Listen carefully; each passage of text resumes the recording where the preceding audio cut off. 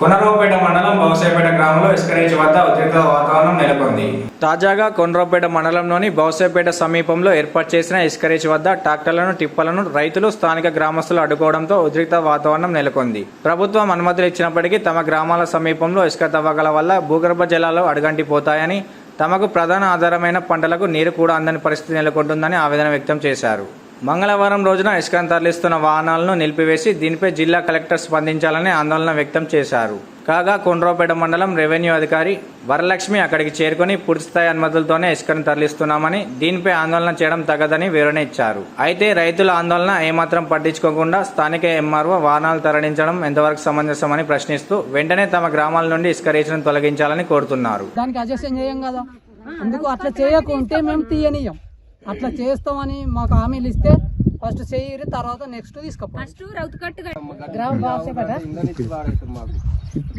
అయితే ఇక్కడ 2 నెలల నుంచి ఉసుక తీస్తూనే ఉన్నారు. ఇక్కడ మొత్తం అక్కడ చేరు తక్కువ, ఇక్కడ కావాలి ఎక్కువ. ప్రతి రోజు 12 గంటలకు వచ్చినామంటే రాత్రి మళ్ళీ సాయంత్రం 4 గంటలకు ఇక్కడనే ఉండు అవుతుంది.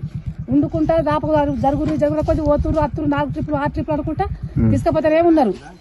ఇక తెల్లందాకా పొద్దున్న దాకా అదే కావాలి మీద ఉంటున్నాం.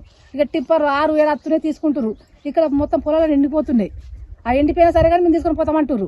ఇలా రౌతు కట్టు కట్టుకుని ఇలా కట్టరట, కట్టకుండా అట్నే పోతుర్రు. మొన్న కొనపడకు ఇచ్చేసినా దానికి ఏది లేదు. మళ్ళీ తిరిగి మళ్ళీ కట్టిన అత్తున్నాయి, ఇట్నే పోతున్నాయి.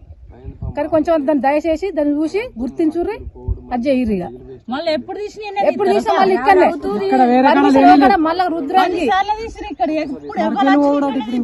పర్మిషన్ ఇస్తారు. ప్రతి ఊర్లోకి ఇక్కడ తీసుకొని పోతారు. మల్లారం అన్మస్పేట ఇటు ఎటు తీస్తలేదు, ఇక్కడనే మరే తీసుకుంటే తీసుకొని కొద్దిగా తీసుకొని గానీ రౌతు కట్టుర్రి, తీసుకుపోరు మా పొలాలకు ఏం దెబ్బ రాదంటే అట్లా కట్టారట.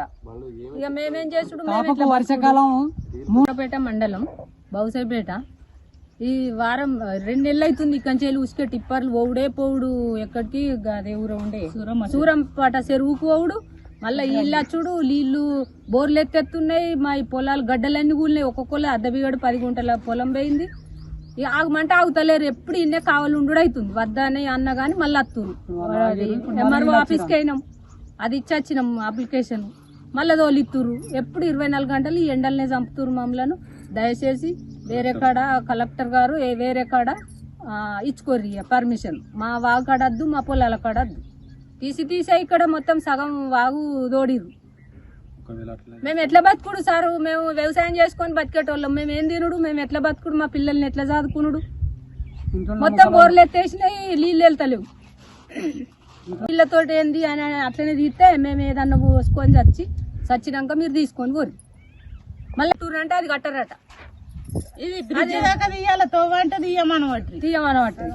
ఈ రౌతు కట్టు కడితేనే 2 వానలు వస్తే 2 వానలు అవుతుంది. ఖర్చు పెట్టి చేశారు.